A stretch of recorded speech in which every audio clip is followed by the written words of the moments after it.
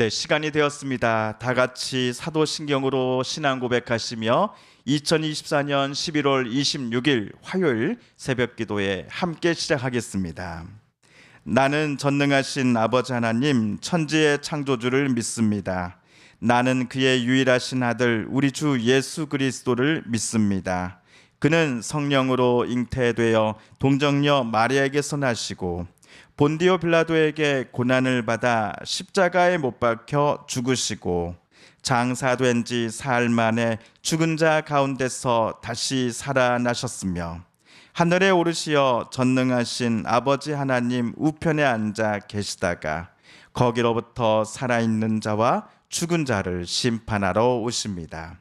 나는 성령을 믿으며 거룩한 공교회와 성도의 교제와 죄를 용서받는 것과 몸의 부활과 영생을 믿습니다. 아멘.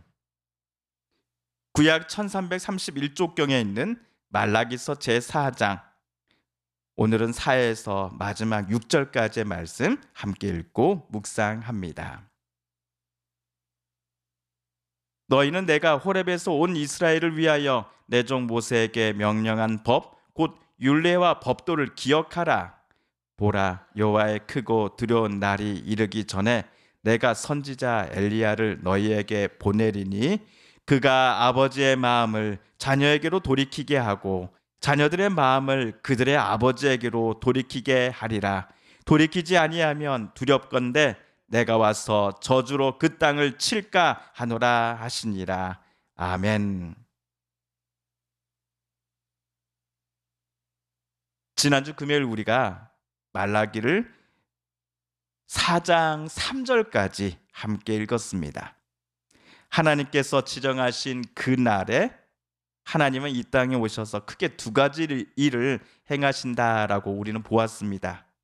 첫째, 심판의 불을 내리실 것입니다. 용광로의 불길같이 모든 것을 살라버리실 불을 이 땅에 내리실 것입니다. 특별히 교만한 자에게 내리신다 하셨습니다. 악한 일을 도모했던 이들에게 내리신다 하셨습니다. 그들에게 내려진 하나님의 심판의 불은 마치 지푸라기까지 모두 태워버리는 불이 될 것입니다. 그리고 하나님께서 지정하신 날에 행하실 제 두 번째 일은 하나님을 경외하는 이들에게 치료하는 광선을 비추어 주시는 일이다라고 우리는 보았습니다. 이와 관련하여 선지자 이사야가 다음과 같이 고백하는 것을 우리는 볼 수 있습니다. 우리 이사야 30장 26절입니다. 함께 읽어볼까요? 시작. 여호와께서 자기 백성의 상처를 싸매시며 그들의 맞은 자리를 고치시는 날에는 달빛은 햇빛 같겠고 햇빛은 7배가 되어 7날의 빛과 같으리라. 아멘. 요한은 공의와 정의의 하나님이시지만 동시에 자비와 은혜의 하나님이시기도 합니다. 특별히 하나님을 경외하고 환난과 핍박 중에서도 하나님을 사랑하고 또 하나님의 뜻대로 살아가고자 애쓰는 이들의 마음과 또 그들의 상처와 아픔을 하나님은 싸매시고 고쳐주신다 하셨습니다. 하나님은 사랑과 은혜 그리고 치료와 회복의 그 밝은 빛을 당신의 자녀들에게 비춰 주십니다. 그러므로 하나님께서 사랑하는 이들에게는 어두움이 없을 것입니다. 반면 그날이 오기 전까지 하나님을 경외하는 이들을 비웃고 또 박해하며 또 하나님 뜻대로 살아가는 이들을 핍박하였던 이들은 오히려 상황이 역전될 것입니다. 핍박하는 이들이 그날에는 오히려 핍박을 받게 될 것입니다. 우리 사무엘상 2장 10절에 나오는 한나의 찬양, 한나의 기도를 함께 읽어보겠습니다. 시작. 여호와를 대적하는 자는 산산이 깨어질 것이라. 하늘에서 우레로 그들을 치시리로다. 여호와께서 땅 끝까지 심판을 내리시고 자기 왕에게 힘을 주시며 자기의 기름 부음을 받은 자의 뿔을 높이시리로다 하니라. 아멘. 한편 오늘 우리는 말라기 4장 4에서 말라기의 마지막 절인 또 구약의 마지막 절이기도 한 4장 6절까지를 함께 읽었습니다. 지난주 금요일까지 우리가 말라기를 총 12번에 걸쳐 묵상해 왔는데요. 오늘 화요일이 말라기서 묵상의 마지막 시간이 되겠습니다. 오늘 말씀 4절을 우리 세 번역으로 다시 한번 읽어보겠습니다. 시작. 너희는 율법 곧 율례와 법도를 기억하라. 그것은 내가 호렙산에서 내 종 모세를 시켜서 온 이스라엘이 지키도록 이른 것이다. 아멘. 하나님은 선지자를 통해서 예루살렘에 사는 이스라엘 백성들에게 선포하십니다. 내가 모세를 통해 온 이스라엘이 지키라고 준 율례와 법도를 지금 너희는 기억하라 고 하나님은 명령하십니다. 애굽에서 막 탈출했던 이스라엘 백성들에게 모세를 통하여 하나님께서 시내산에서 율법을 주셨던 것을 우리는 기억합니다. 율법을 주셨을 때 하나님은 이스라엘 백성들과 특별한 또 언약을 맺으셨지요. 나는 너희의 하나님이 되겠고 너희는 내 백성이 될 것이다 라는 내용의 언약이었습니다. 그로부터 말라기 때까지 하나님은 이 언약을 끝까지 지키고자 하셨습니다. 한 번도 이스라엘 백성들과 맺었던 이 시내산 언약을 스스로 깨고자 하신 적이 없었습니다. 반면 언약의 상대방인 이스라엘은 수시로 이 시내산 언약을 깨트리고자 하였습니다. 실제로 깨트렸습니다. 하나님 없이도 우리 잘 살 수 있어 라고 저들은 외쳤습니다. 하나님 필요 없어. 대신 다른 신들을 찾아 이것이 우리의 하나님이야 라고 선포하곤 했습니다. 바벨론 포로로 끌려간 이들을 하나님께서 풀어주셔서 다시 고향 땅으로 되돌아오게 하셨건만 유대인 귀환민들의 후손들은 말하기를 도대체 하나님이 어디에 계시냐라고 물으면서 하나님께로 가까이 가기를 꺼려 하였습니다. 이때 하나님은 선지자 말라기를 통해 너희는 내가 너희 조상들에게 주었던 율례와 법도를 다시 기억하라 라고 외치셨습니다. 하나님의 품으로 그들이 되돌아 하나님 품에 안길 것을 하나님은 원하셨기 때문일 것입니다.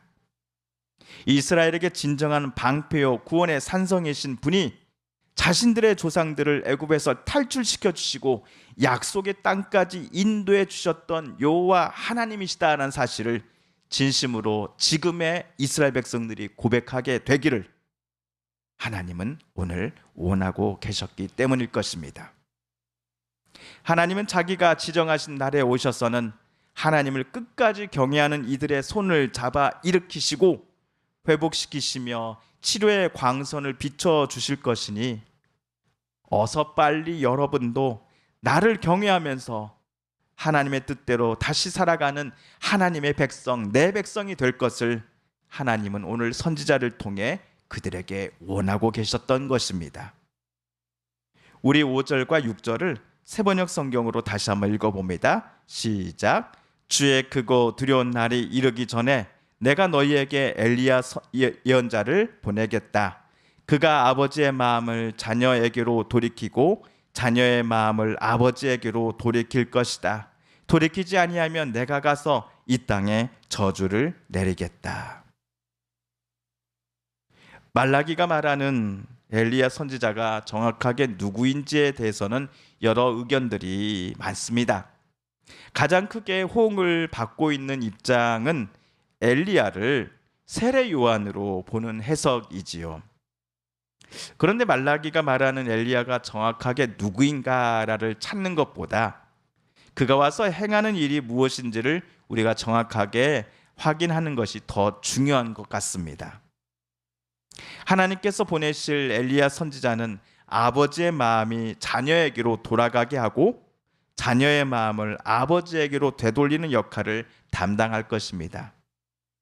제자리에 있지 않았던 것을 말라기의 예언자 엘리야는 원래 자리로 되돌리는 역할을 담당할 것입니다. 이것을 조금 더 확대해서 생각해 보면 어그러진 하나님의 창조 질서를 하나님의 원칙과 하나님의 바람대로 회복시키는 일의 한 축을 말라기가 말하는 엘리야는 담당할 것입니다. 엘리야는 사람들이 하나님의 형상과 하나님의 창조 질서를 훼손하고 깨지게 만드는 그 길을 사람들이 더 이상 걷지 말고 이제는 하나님께 되돌아와서 하나님이 원하시고 또 하나님이 뜻하신 바대로 살아가게 되기를 강하게 요청할 것입니다.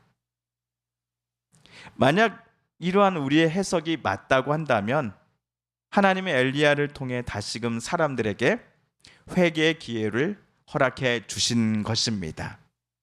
이렇게까지 하나님이 다시금 기회를 허락해 주셨음에도 끝까지 고집을 피우며 교만함 속에서 악함을 저버리지 않고 살아가려는 사람들에게는 하나님께서 지정하신 그 마지막 날에 반드시 심판이 저주가 임할 것이다 라는 것이 오늘 말씀의 내용입니다.